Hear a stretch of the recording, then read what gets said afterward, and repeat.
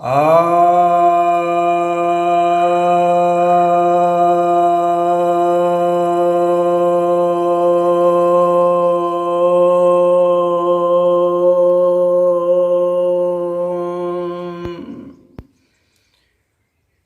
भक्तजनों को सप्रेम नमन। भक्तों, आज मैं आपको शिव तत्व मुद्रा बतलाने जा रहा हूँ। कुछ भक्तों ने निवेदन किया है कि आज्ञा चक्र को जागृत करने के लिए, शिव नेत्र को जागृत करने के लिए कोई साधना बतलाइए, कोई मुद्रा बतलाइए, कोई ध्यान बतलाइए। तो आज आप सबके निवेदन पर मैं शिव तत्व मुद्रा बतलाने जा रहा हूँ। इसे शिव नेत्र मुद्रा भी कहते हैं। यह कुंडलिनी तंत्र में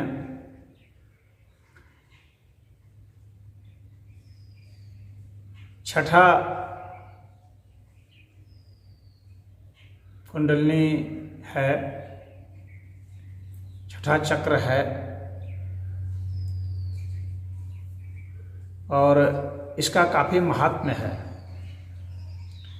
क्योंकि यह पंचतत्वों से ऊपर है। तो कोई भी जो मुद्रा लगाई जाती है वह पंचतत्वों की ही मुद्रा होती है अमूमन।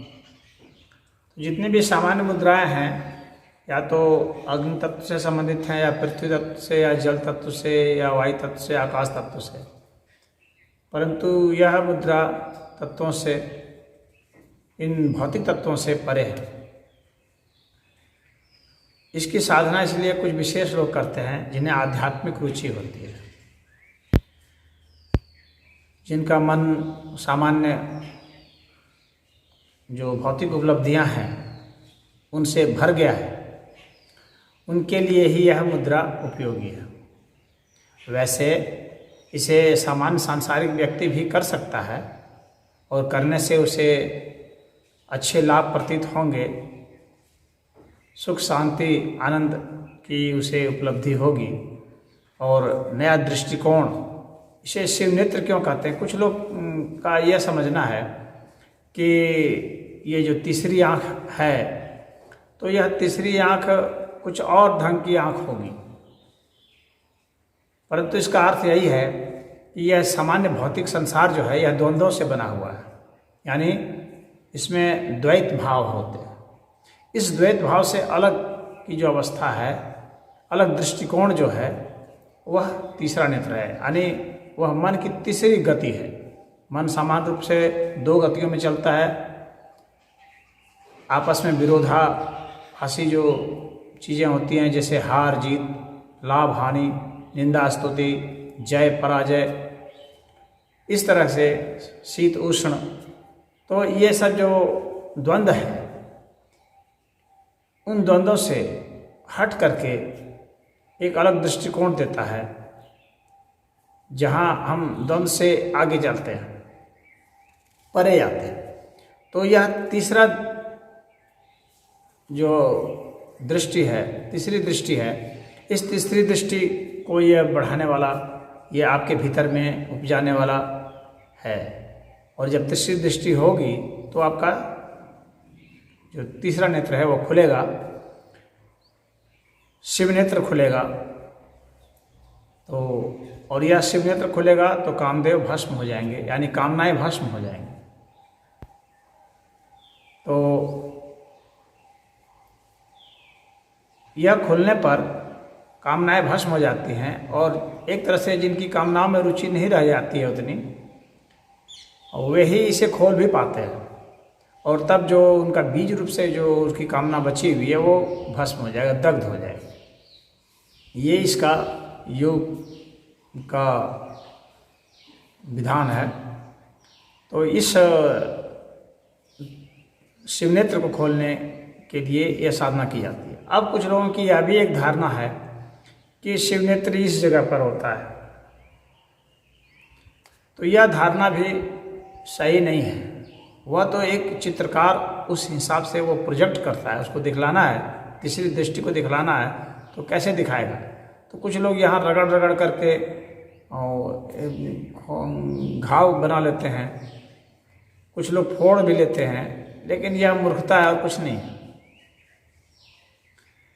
यह हमारे मन की तीसरी दशा है, तीसरी अवस्था है, इसीलिए इसे त्रिनेत्र कहते हैं। और शिवनेत्र इसलिए कहते हैं क्योंकि यह हमें ऐसी दशा में ले जाता है जहाँ हमारा कल्याण होता है। शिव का अर्थ कल्याण होता है, तो हमारा जिससे कल्याण हो सकता है वैसी दृष्टि, उस तरह के मनोभाव जिससे हमारा कल्याण होता हो, वह शिवनेत्र है। तो ये भ्रांतियों को हटा लेना चाहिए। अब इसके बाद बात उठती है कि इसके क्या क्या फ़ायदे होंगे। तो मैंने बताया आपको कि इससे आपको एक अलग दृष्टिकोण किसी भी चीज़ में नज़र आ जाएगा। किसी भी प्रकार की जो समस्या है जिसका समाधान आपको नहीं हो रहा है, इस नेत्र के खुलने पर समाधान हो जाता है। चाहे वो आपकी व्यक्तिगत समस्या हो, चाहे वो आपके समाज की समस्या हो, आपके राष्ट्र की समस्या हो, या विश्व की समस्या हो, या पूरे मानव कल्याण की समस्या हो, या सभी जीवों के कल्याण की समस्या हो, या कोई आपके सामने दार्शनिक प्रश्न हो, या कोई वैज्ञानिक प्रश्न हो, या कोई साहित्यिक प्रश्न हो। किसी प्रकार के जो प्रश्न हैं जिनका समाधान आपको नहीं मिलता है, वह इससे मिलेगा। तो इसलिए यह शिव तत्व मुद्रा काफ़ी महत्वपूर्ण माना जाता है। तो शिव नेत्र को खोलने के लिए, आज्ञा चक्र को जगाने के लिए इसका हम ध्यान करते हैं। अब इसका ध्यान किस तरह से करते हैं, यह समझ लेने की बात है। तो एक बात और है, कुछ लोग समझते हैं कि इसका यह क्षेत्र है। तो यहाँ पर जो डिपिक्शन है, तो सिर्फ यह नहीं है कि यहाँ पर जो है आपका जो सेरिब्रल हेमिस्फीयर है, सिर्फ वहीं पर इसका महत्व है या वहीं पर इसका स्थान है, ऐसा नहीं है। वास्तव में यह छठी परत है। तो जो पांचवी परत है, जो 5 तत्वों की जो परत हैं, उसको आप समझिए। उसके बाद छठी परत है यह, और परत एक के बाद एक की परत है। जैसे मान लीजिए कि प्याज हो और प्याज का छिलका हो, पहली परत, फिर उसके बाद आप उसको उतारेंगे दूसरी परत, फिर उसको उतारेंगे तीसरी परत, चौथी परत, पांचवी परत और छठी परत, और अंत में वो परत रहित यानी सातवीं अवस्था, सातवीं परत जिसको कहते हैं, वो परत नहीं होती है। मैंने 6 परत के बाद वो आप प्याज खोलते जाएंगे तो अंत में कुछ भी नहीं बचता है, तो वो मोक्ष की स्थिति होती है। सहस्रार चक्र उसको कहते हैं। लेकिन यह जो है आज्ञा चक्र है, और इसके लिए जो आप समझेंगे तो ऐसा समझेंगे कि जो हमारी पहली परत है, तो यह जो है हमारे जो भौतिक शरीर है, यह पहली परत है। और यदि आप यह देखेंगे कि इस अस्तित्व का, तो यह जो पुद्गल है, पदार्थ जिसको कहते हैं, तो वह पदार्थ जो है वह पहली परत है। और हमारे शरीर में यह जो हमारा भौतिक शरीर है, ये इसकी पहली परत है। तो पहली परत के बाद दूसरी परत जो है, यह पहली परत है, यह पृथ्वी तत्व है। और यह जो है, इसको आप पीले रंग का समझ लीजिए, और इसमें गंध है। तो अब आपको जो साधना करनी है, क्योंकि आपका क्षेत्र तो यह रहेगा, यानी इसके इर्द गिर्द आपका ये पूरा गोल सा बनता हुआ, और यह जो गोल सा बनता हुआ रहेगा, तो ये जो है छठी परत रहेगी।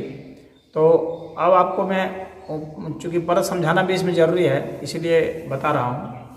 अन्यथा लोग सीधे सीधे कहते हैं कि यहाँ पर ध्यान लगाइए, रोशनी देखिए, तो ये सब जो है बहुत सुनी सुनाई बातें हैं, जो व्यावहारिक साधना का अनुभव जिनको नहीं है, और किताबों ग्रंथों से भी जो अच्छा से नहीं समझ पाए हैं, और जिन्हें ढंग के गुरु नहीं मिले हैं वही ऐसी बातें करते हैं कि यहाँ पर सिर्फ देखिए, यहाँ फोकस कीजिए। तो यहाँ पर फोकस करना ये इसमें वो ऐसा महत्वपूर्ण नहीं है। अब आप समझिए किस तरह से हमें करना है। तो आप ऐसा करेंगे कि पहले आप इस पे जो मंत्र है वह ओम नमः शिवाय का मंत्र है। यह शिव नेत्र का है, इसलिए ओम नमः शिवाय का मंत्र है। और ओम का अर्थ जान लीजिए, नमः का अर्थ जान लीजिए, शिवाय का अर्थ जान लीजिए।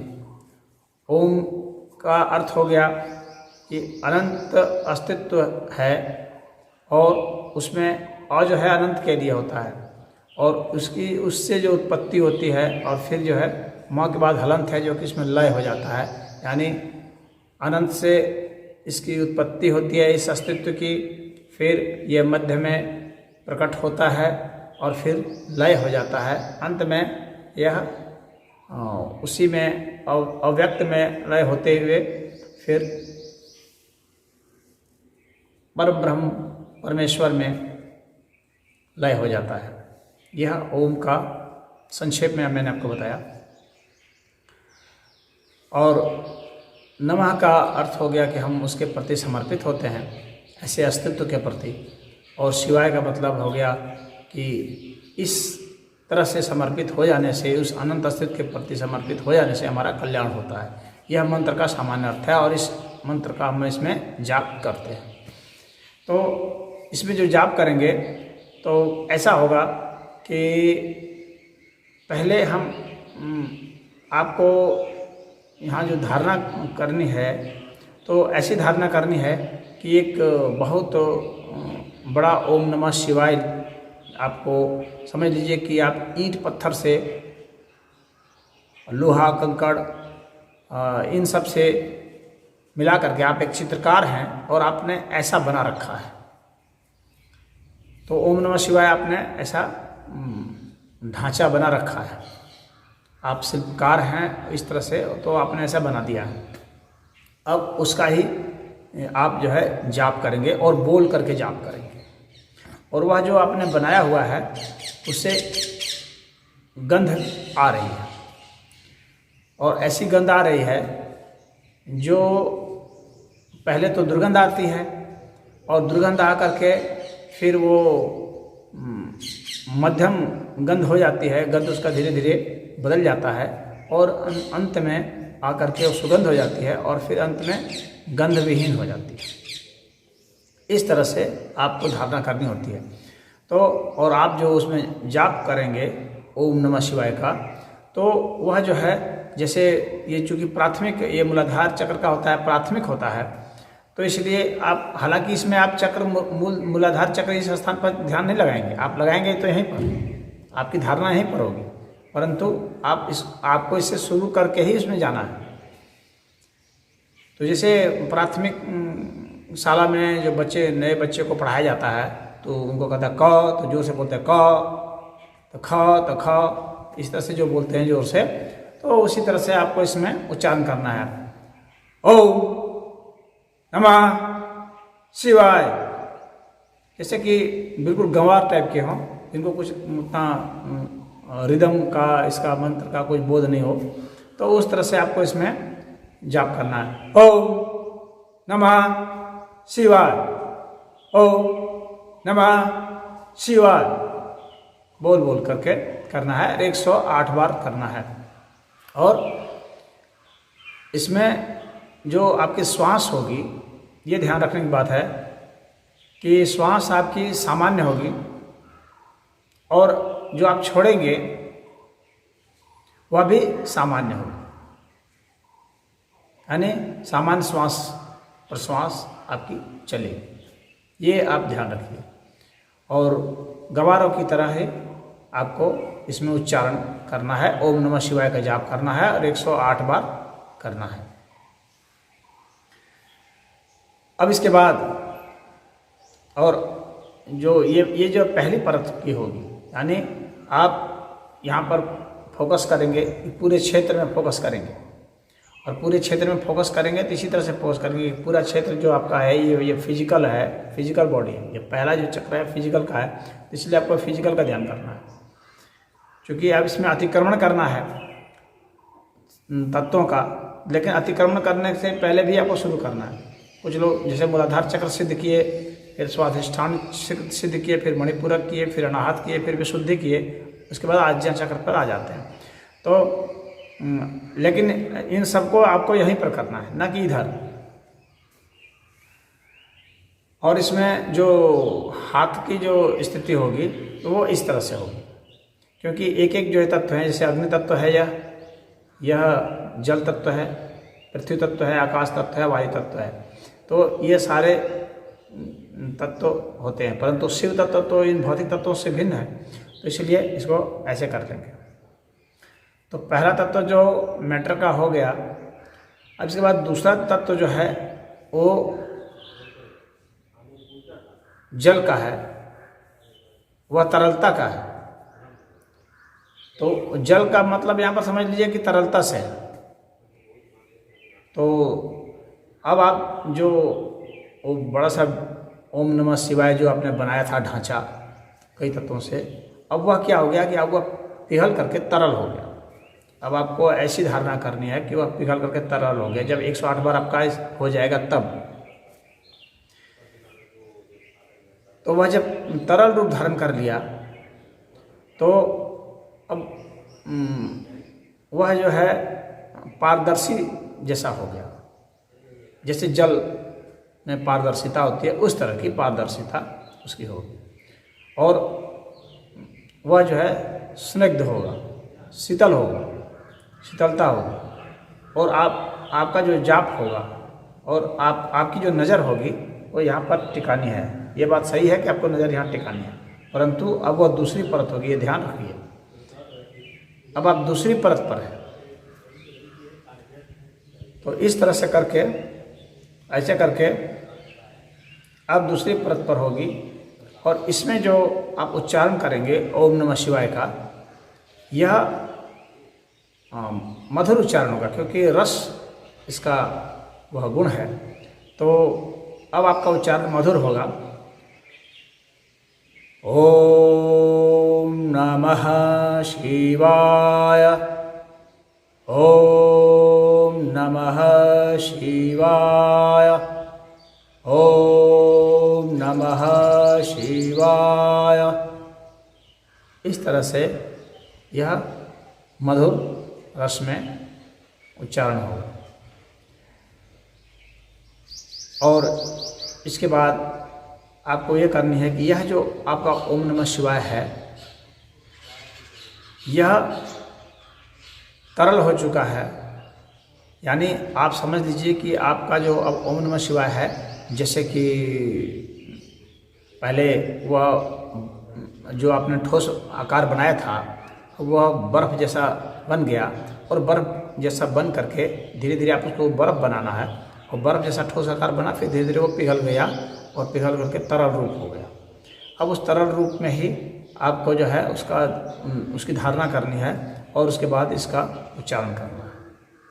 अब इसके बाद की स्थिति आपकी ऐसी हो जाएगी, लेकिन लगातार कॉन्स्टेंटली आपको यहाँ पर एक नज़र से अपलक इस तरह से करके और उसका उच्चारण करना है, धारणा करनी है। और ये ऐसा 108 बार पुनः आप करेंगे। 108 बार पुनः कर लेने के बाद अब वह जो तरलता थी, और समझ लीजिए कि वैसा जैसे पेट्रोल होता है या डीजल है या केरोसिन है,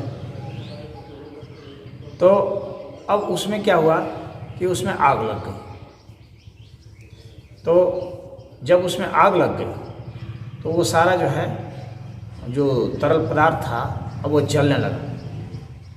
तो ये जो तीसरा चक्र है जो कि अब ज्वलनशील हो चुका है, यानी मणिपूरक चक्र की स्थिति आपकी आ चुकी है। लेकिन सब कुछ यहीं पर होगा।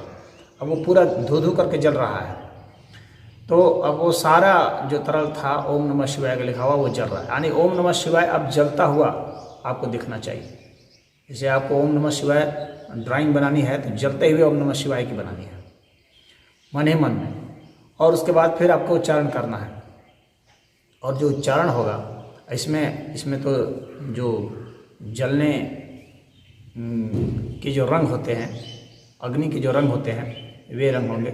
और उसके बाद इसमें जो आपको उच्चारण होगा वो काफ़ी फोर्सफुल होगा, हालांकि लयबद्ध होगा लेकिन शक्तिशाली होगा। ओम नमः शिवाय, आप इसमें प्रेशर डालेंगे। ओम नमः शिवाय, ओम नमः शिवाय, ओम नमः शिवाय, ओम नमः शिवाय। इस तरह से आप उसको उच्चारण करेंगे 108 बार।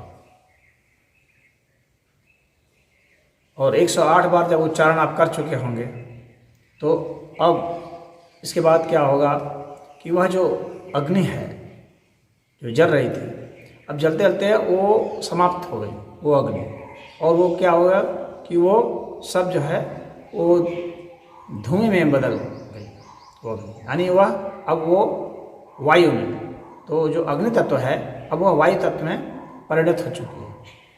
तो वायु तत्व जो है वो धूम्र वर्ण का हो जाएगा, धुआं के रूप में सब बदल गया, सारा पेट्रोल जल गया अब धुएं के रूप में बदल गया। अब जो है वह अनाहत चक्र में आ चुका है, अनाहत चक्र का। लेकिन आपका कॉन्स्टेंटली आपका ध्यान ये लगाना है आज्ञा चक्र पर ही। आज्ञा आप चौथी परत पर आ गए, यानी पहली परत को आप निकाल दिया। अब पूरा हर, जैसे मैंने इसीलिए प्याज का बता दिया था आपको कि पहली परत आप हटा जाइए, फिर दूसरी परत हटा दीजिए, फिर तीसरी परत से पिघल गया, अब चौथी परत जो है वो धुआं हो गया। अब आप यहाँ पर किए हुए, लेकिन यहाँ सिर्फ अब धुआं है, अब सिर्फ यहाँ धुआं है, ऐसा करना है। और जब मैं जल का कार्य था सिर्फ तरल है, सिर्फ यहाँ पर समझिए कि सिर्फ पेट्रोल था। जब अग्नि है तो सिर्फ आग, सिर्फ यहाँ आग जल रही थी पूरे में। तो अब इसके बाद क्या होगा कि सिर्फ धुआं है, पूरा धुआं भरा हुआ है। और ऐसे में अब आपका जो उच्चारण होगा, अब वहाँ जो धुआं है, अब तो आपको धुएं से ओम लिखना है। मान लीजिए आपको ओम लिखना है तो आपको धुएं से लिखना है, धुएं से लिखा जाएगा ओम। समझिए कि जैसे आकाश में जब बादल हैं, या वैसे आप लिख दीजिए बादल जैसे, जो कि वायु तत्व को इंगित करता हो। तो धुएं से आपने वो धुएं से ओम, आपका ओम नमः शिवाय धुएं से आपका लिखा हुआ है। और उसको आपको पढ़ना कैसे, उच्चारण कैसे करना है, तो जैसे हवा से हम बोलें और आवाज़ ना निकले, फुसफुसाहट जिसको कहते हैं, फुसफुसा करके आपको उच्चारण करना है। जैसे ओम नमः शिवाय, ओम नमः शिवाय, इस तरह से ओम नमः शिवाय फुसफुसा करके आवाज़ निकलनी चाहिए। और आपका लगातार आप यहाँ पर दृष्टि जमाए रखेंगे और उच्चारण करते रहेंगे। और 108 बार इसमें भी आपका उच्चारण होगा। और आपकी ये जो हाथ की तो मुद्रा ऐसी ही रहेगी।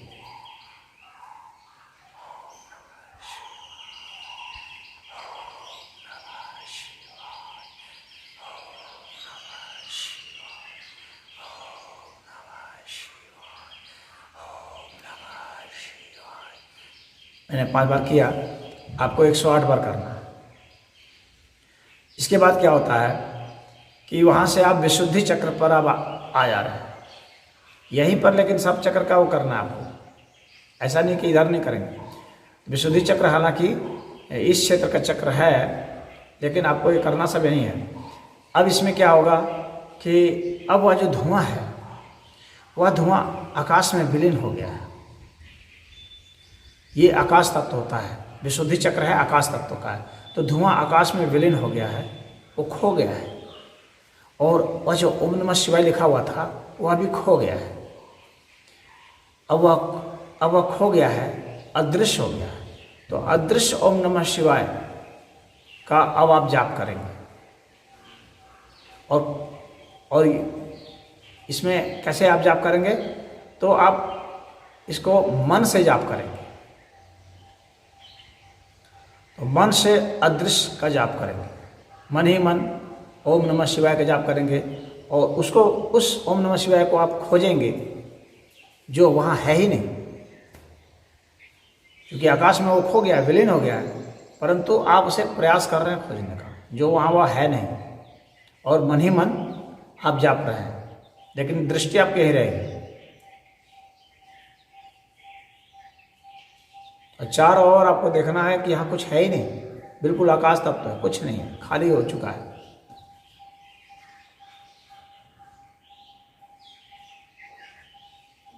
और इसमें जो है अलग से जैसे कि हल्का,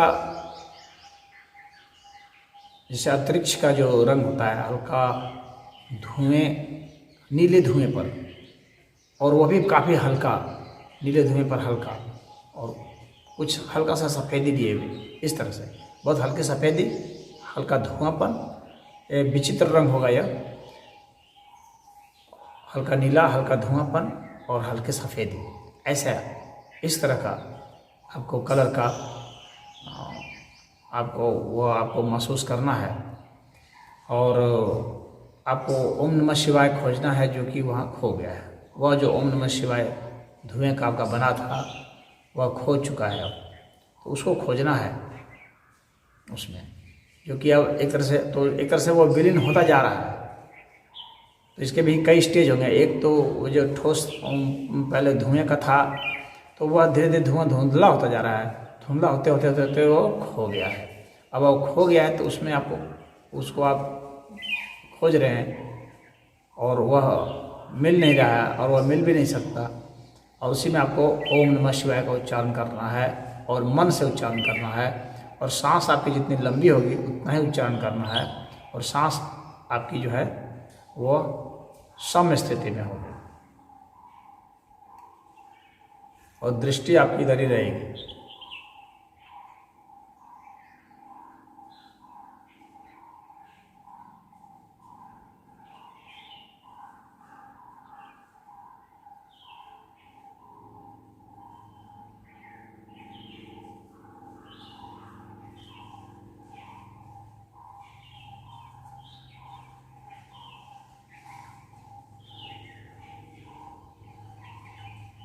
पाँच बार मैंने किया, आपको 108 बार करना है, और 108 बार ऐसा आप करने के बाद अब आज्ञा चक्र पर हम आ जाते हैं, जो कि शुद्ध इसी क्षेत्र का चक्र है। तो यहाँ जो है, यहाँ यह शिव तत्व है, यानी ये जो जितने अभी तक भौतिक तत्व बताए गए थे उनसे यह भिन्न है। और यहाँ पर क्या है कि अंतरिक्ष का भी लोप हो चुका है।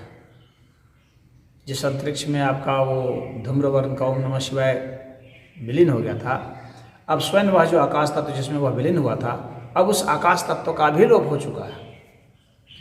वह आकाश तत्व जो अव्यक्त था उसका भी लोप हो चुका है। अब वहाँ पर बिल्कुल सारे पदार्थ जो हैं वो इस तरह से लय हो गए हैं कि वो बिल्कुल सूक्ष्म होते होते वो गायब हो चुके हैं। यह नहीं है कि वो शून्य है, शून्य नहीं है, वो हैं लेकिन शून्य जैसे ही है, यानी वे गायब हो चुके हैं, ऐसे हो चुके हैं कि वो मिल नहीं रहे, मिल नहीं सकते हैं, इतने सूक्ष्म हो गए हैं कि अब वो दृष्टिगोचर नहीं हो सकते, वो आकाश तत्व से भी आगे जा चुके हैं। ऐसी स्थिति में अब उनका आधार जो है आकाश तत्व तो नहीं है, बल्कि अब उसका आधार स्वयं शिव है।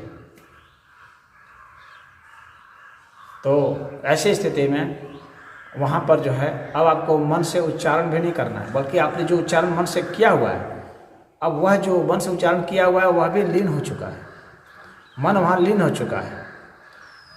तो जो मन उच्चारण आपने किया था, बस आपको वो पता लगाना है कि अब उसका सूक्ष्म से सूक्ष्म स्वरूप कैसा हो गया, यानी जो उच्चारण आपने कर दिया मन ही मन, वह कहाँ लीन हो गया है, उसको आपको खोजना है। यानी आप इसमें बिल्कुल आप शांत हो जाएंगे। और यहाँ पर जो है आपको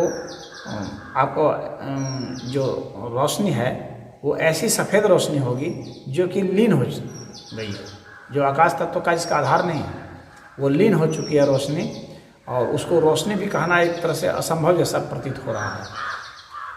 तो ऐसी सफ़ेदी जो रोशनी भी नहीं है, जो तत्व भी नहीं है, इस तरह की सफ़ेदी, ये बहुत विचित्र लगेगा। काफ़ी विरोधाभास लगेगा, लेकिन आप समझ लीजिए कि ऐसा ही है, जो इतना सूक्ष्म हो गया है कि अब उसका हम आकार प्रकार रंग रूप नहीं बता सकते, परंतु फिर भी कुछ मान लीजिए सफ़ेदी जैसी इस तरह से है, चमकीली, काफ़ी ब्राइटनेस, तो वह लाइट जो काफ़ी वो ब्राइट है लेकिन लाइट भी नहीं है, एक तरह से मैं कह नहीं पा रहा हूँ, लेकिन आप ऐसा समझ लीजिए, तो उसकी कुछ झलक है, आभा। तो वह जो है आपको यहाँ पर ध्यान में रखना है, और उस ओम नमः शिवाय को जो आपने उच्चारण किया था मन ही मन, उसको आपको खोजना है। उसको खोज लेने का मतलब शिव तत्व को खोज लेना। इसमें आपको उच्चारण नहीं करना है, बस सिर्फ आपको खोजना है, आपको डिस्कवर करना है सारे तत्वों को जो लीन हो गए हैं, जो आकाश तत्व, वे आकाश तत्व भी जो लीन हो गए हैं। उस सोच लीजिए आकाश तत्व जो कि ऐसे दिखता नहीं, मालूम नहीं पड़ता, जो खाली खाली लगता है, अब वह लीन हो गया, उसको खोजना है। जो अदृश्य है उसको, वह लीन हो चुका है, उसको खोजना है, यानी अदृश्य भी जिसमें लीन हो जाता है वह स्थिति। और ऐसा यदि आप कर पाए, आप ये आपका ध्यान हो जाएगा, यहाँ धारणा जो है ध्यान में बदल जाएगी, दृष्टि आपकी यहीं पर रहेगी।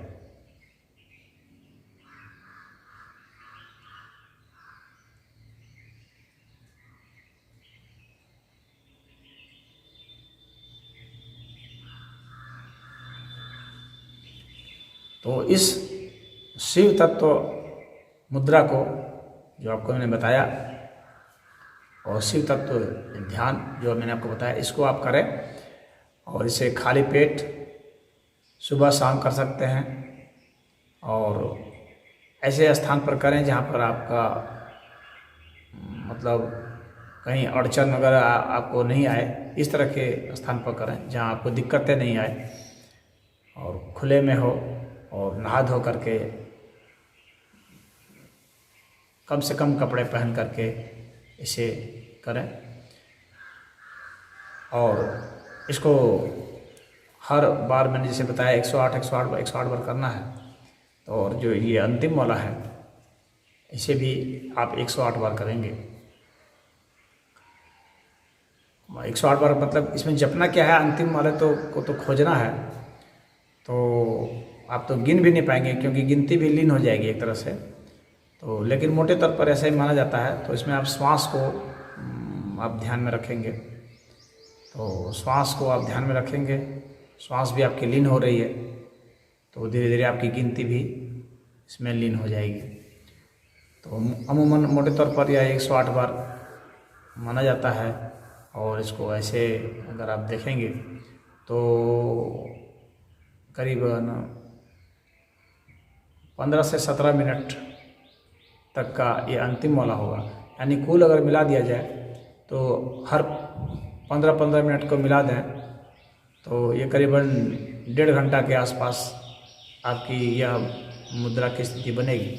यानी 1.5 घंटे की यह साधना आपको शिव तत्व मुद्रा आपको 1.5 घंटे तक करना पड़ेगा। तो इसी के साथ ही मैं आप सभी को